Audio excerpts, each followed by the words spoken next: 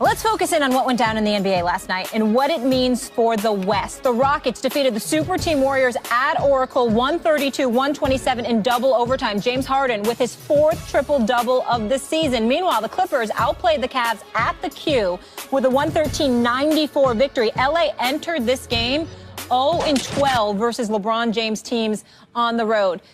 Max, let's start with you. More impressed with the Rockets or the Clips? The answer is the Clippers. You got to give the Rockets credit. Stephen A., maybe you'll do that, but the answer is the Clippers because we all know what it is with Mike D'Antoni. Mike D'Antoni is an asset inflator. He'll make your team look better than they should look, right? But no one really thinks the Rockets are going to push anyone to win in the playoffs. They're gonna be exciting and they'll have highlights and all that kind of stuff. But the Clippers? Yeah, the Clippers are expected to contend. They are expected, along with the Spurs, to actually push the Warriors in the Western Conference. They're the team that I and others have identified as the one most likely to upset the apple cart. So here they are coming off 3 out of 4 losses. Last game, Blake sits. That was Doc's decision.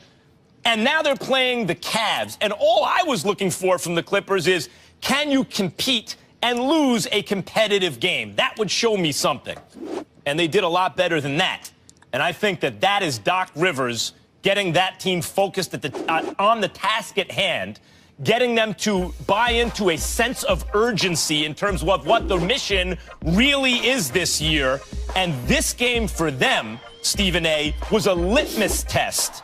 Forget about what conference you're in. It was a litmus test against one of the 2 elite teams that tells the team something about itself and its identity with a longer view toward the playoffs, something that this really wasn't for the Rockets against the Warriors.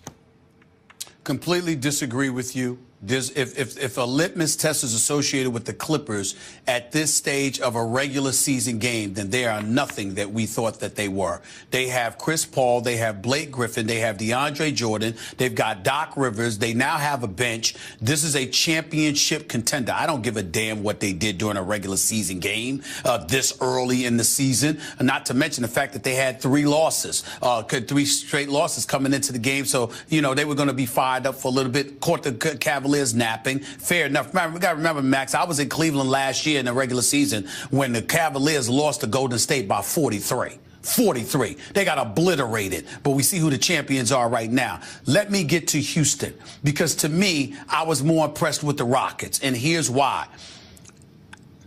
James Harden's a superstar, man. This brother's on another level. I mean, right now he's averaging 28. I mean, what is it, 28.7, 12 assists? Like 7 or 8 rebounds. This dude is doing it all. He's the one competing with Russell Westbrook in terms of numbers and potential MVP candidacy. But I got to give some love to Mike D'Antoni too. I mean, this team and Daryl Morey. You got to remember what happened with Houston last year. James Harden has a meeting. According to the players on the Rockets, they come out of that meeting, and the next thing you know, Kevin McHale is fired. 11 games into the season. You had dudes that felt that was something that Harden did. Whether it was accurate or not, we don't know, but that's what they felt. Then we see that before Dwight Howard was gone, he was being eased out of the offense. And not necessarily as much as in minutes, but more so in terms of touches and activity. James Harden was somebody that was believed to have something to do with that. Daryl Morey was on thin ice. Everybody knows this. So what do they do in the offseason? Dwight Howard's gone. Mike D'Antoni is brought in. Hands the point guard spot to James Harden. This is what we're going to do. Here's why. Because we believe we'll be more potent offensively, not to mention even more entertaining. And sure enough, they're both. They are more potent offensively. And they are more entertaining. And James Harden is an MVP candidate as far as I'm concerned. And this dude, Ryan Anderson, shooting about 40 to 42% from three-point range. You got him from New Orleans. He dropped 29 last night. Eric Gordon, we thought he was finished. And this dude's the second leading scorer on the team. Trevor Ariza can play some ball, okay? This Clint Capella is active, and he's improved tremendously in terms of defensive and offensively. And with his activity, I'm looking at the Houston Rockets right now. And I'm saying, excuse me, I wouldn't call them the team to beat or anything like that. But Max, watching them, do you see anybody that can definitively stop them. Yes. When James Harden is coming down the floor as the point guard with the ball in his hand, at any given moment he can boogie on you or dish it off or take it to the hole and get to the free throw line where he's hit damn near 90%. They are no joke. No, they are no joke. I do see that. See, I knew this going into the season. This is what was going to happen, especially with Anderson opening things up for Harden, obviously. Though his defense is so bad, I don't see how you play him more than 20 minutes in the playoffs when the game does change a bit. And can you stop their offense? The D'Antoni offense is hard to stop. The problem is, as we all know, D'Antoni doesn't care about defense, and by the way, neither does James Harden, and that will be their undoing. He's doing better this year. James Harden's done better this year. He's doing better this year. When D'Antoni is coaching a team, and the best player especially is a guard who buys into D'Antoni's philosophy, Steve Nash, Jeremy Lin, James Harden, D'Antoni can really do his thing. And what is his thing? He can play a brand of basketball, particularly in the regular season, that's very high scoring, very fun to watch. Pundits will love it and they will laud him and the team because they enjoy watching the fast pace and everything like that. In the end, it might even advance in the playoffs, but it's not a true championship threat. The way I view D'Antoni, if I owned a team, is I would bring him in as an asset inflator. And that includes James Harden, who's a fantastic player. But D'Antoni will make this kind of team and that kind of player look better than they are. And if you're handling things properly and you're the Rockets, eventually you flip those pieces into actually great pieces. I'm not saying Harden's not an actually great piece, but some of the other pieces. And even Harden right now is a little bit overrated. And we knew that would happen going into the season. This was going to happen. It's happening. No. That's not what we knew. Here's the deal. I knew it. When you look, well, no, you didn't actually. But the point is this: when you look at the Houston Rockets, first of all, Harden is playing better defensively. Is he playing stout defense? No, he's got too many responsibilities. That's not what he's going to do. Patrick Beverley deserves a lot of credit because that dude is tenacious. He's a pit bull. He could be on my team any day of the week. Let's be clear about it. I love that little brother. For Patrick Beverley, no doubt. But here's the deal. Here's the deal.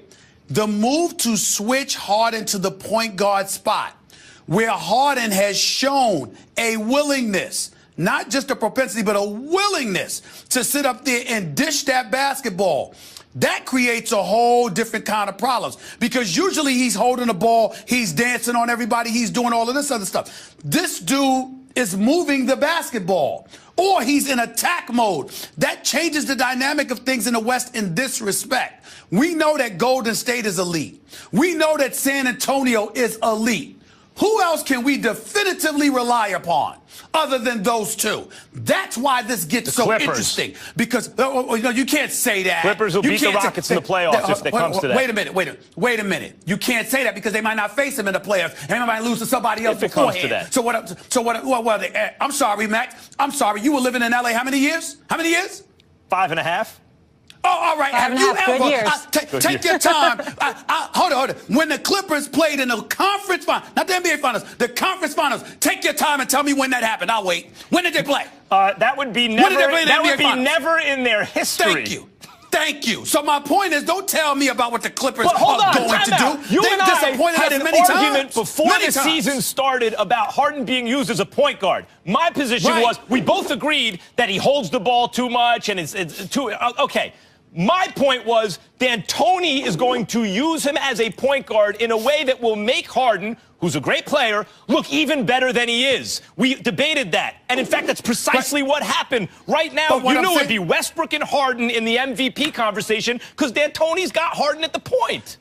But what I'm saying to you is what we have to step back and recognize is that despite what both of us has said, what we're seeing is not just a level of explosiveness from Harden. We're seeing unselfishness. And with the backdrop of everything that happened last year, I didn't expect to see it this early. And because you're seeing that right now, and Ryan Anderson, everybody, Clint Capella, I mean, who the hell expected something from him? Well, but he looks good. He really looks good. Because my assumption, he really does. My assumption is Daryl Morey never brings in Mike D'Antoni if they don't have reason to believe ahead of time that Harden is going to buy into D'Antoni. That's the key to any D'Antoni team. Does the best player, particularly if that player's a guard, buy into D'Antoni. Stephen A., he made Jeremy Lin look like the second coming. What do you think he was going to do with James Harden? But come on now. You know, you can't always say that because I don't find Kobe being somebody that bought into D'Antoni. He didn't. That was the problem. Listen, he wait a didn't. Wait a minute. D'Antoni should have never been the coach there. No doubt. That should have been that should have been Phil Jackson's return. So that's my point. Now he's got Harden, but still in all, with all of Harden's history in terms of ball hogging or what have you, what we're seeing him do right now, I'm saying the point of this segment to me is I got to step back and give Harden a whole bunch of credit because I know he's a superstar talent, but he's leading this team. He's leading them. He's being unselfish. He is flat out balling. And if he continues to do this, I can't definitively say that Houston can't make it to the conference finals. I can't do that. I can definitively say that, but I'm glad you finally come around to my way of thinking about Harden and D'Antoni. Because of the Clippers? Sure. Because of the Clippers? Or the Spurs. Yeah. Clippers or Spurs, I'm not saying the Clippers can beat anybody, right, but they could lose to anybody. Well, don't give me the Clippers until I see it. Listen, with the chips on the line, Doc ain't letting this Clippers era go by without at least a conference finals appearance. It's going to be this year. And that's emotion talking. What is this? Well, I mean, that's emotion talking. You don't know that. Even though you two are fire on the NBA, we got to leave it there because Will Kane, he's about to be fire on those Cowboys. He's got that Friday feeling because it wasn't easy. But Big D wins their 11th straight game after holding off the Vikings.